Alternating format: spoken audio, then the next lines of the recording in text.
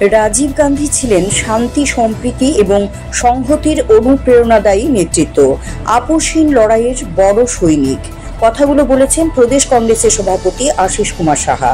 বুধবার প্রাক্তন প্রধানমন্ত্রী প্রয়াত রাজীব গান্ধীর 81তম জন্মদিবস পালন করা হয়। ভারতরত্ন প্রাক্তন প্রধানমন্ত্রী প্রয়াত রাজীব গান্ধীর জন্মদিবস সদ্ভাবনা দিবস হিসেবে পালন করল কংগ্রেস। প্রতিবারের মতো এবারও প্রদেশ কংগ্রেসের উদ্যোগে যথাযোগ্য মর্যাদায় দিনটি পালন করা হয়। বুধবার সকালে মূল অনুষ্ঠান হয়েছে আগরতলার কংগ্রেস ভবনের সামনে। জাতীয় পতাকা, দলীয় পতাকা সহ অন্যান্য শাখা সংগঠনগুলোর পতাকা উত্তোলন করা হয়। উপস্থিত সবাই রাজীব গান্ধীর মূর্তিতে পুষ্পার্ঘ্য অর্পণ করে শ্রদ্ধা জানান।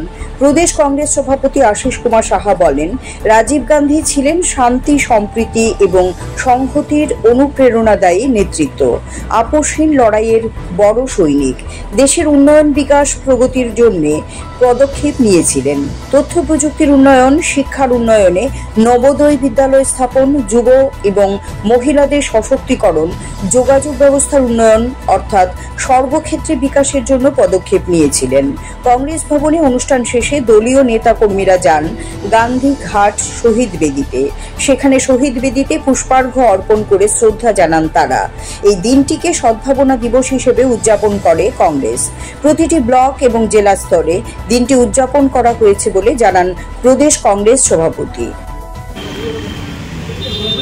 আমাদের জাতীয় কংগ্রেসের অবিসংবাদিত নেতা, ভারতবর্ষে প্রয়াত প্রধানমন্ত্রী ভারতরত্ন রাজীব গান্ধী আজকে 81তম জন্মতিথি। এই দিনটি সারা দেশে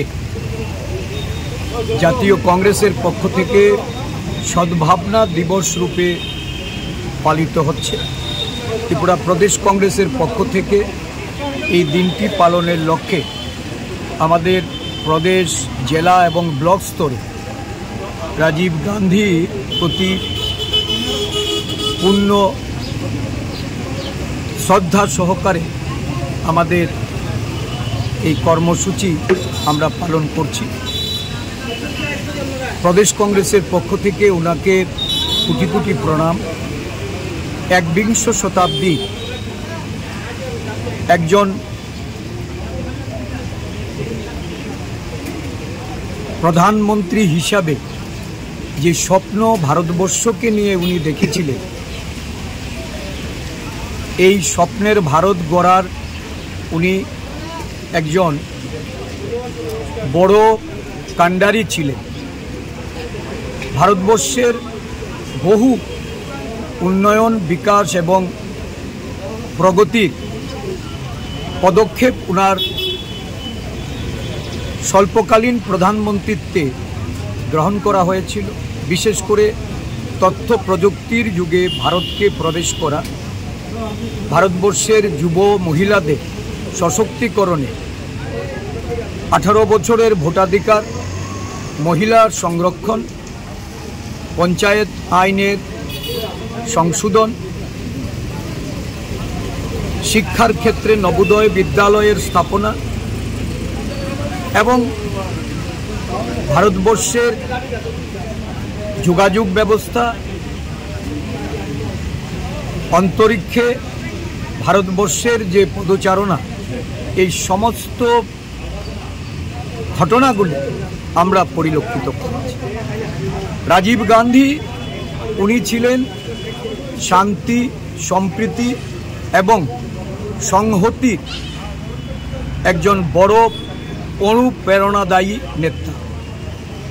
আজকের দিনে এই রাজীবজিকে আমরা মনে করে ভারতবর্ষের যে বর্তমান শান্তি, সম্প্রীতি এবং সংহতির যে একটা বড় অন্তরায় তৈরি হয়েছে, একটা প্রতিকূল পরিস্থিতি তৈরি হয়েছে, সারা দেশ জুড়ে যে আজকে বিভেদ এবং বিচ্ছিন্নতাবাদের রাজনীতি শুরু হয়েছে, যে বিচ্ছিন্নতাবাদের বলি হয়ে রাজীব গান্ধীকে মৃত্যুবরণ করতে হয়েছিল, যিনি আপোষ করেননি, আপোষহীন লড়াইয়ের একজন বড় সৈনিক হিসাবে আমরা ওনাকে, এই দেশের মানুষ আজকে ওনার এই জন্মদিনে আমরা শ্রদ্ধা নিবেদন করছি। কোটি কোটি প্রণাম ওনাকে। ওনার প্রাসঙ্গিকতা আজও ভারতবর্ষের বুকে আমরা উপলব্ধি করছি।